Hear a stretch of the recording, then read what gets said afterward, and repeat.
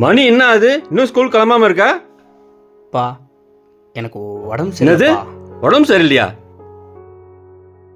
நல்லா தானே இருக்க, ஏன் போல? ஆ?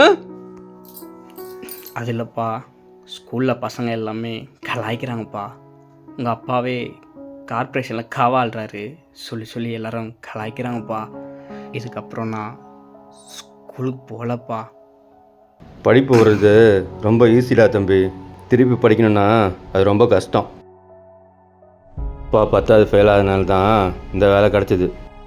என் கூட படித்தவன்லாம் எனக்கு மேலே அதிகாரியாக வந்து என்னை வேலை செய்கிற சொல்கிறான் பார். அப்போ தான் அதோட படிப்போட அருமையே தெரியுது. நீ எதையும் காதில் வாங்காமல் படிக்கிறது மட்டும் பாரு. அப்பா மாதிரி ஆகிடக்கூடாது ஐயா. பா நான் எப்படியாவது இந்த பேரை மாற்றுவேன்ப்பா. நல்லா படிக்கிறேன்ப்பா.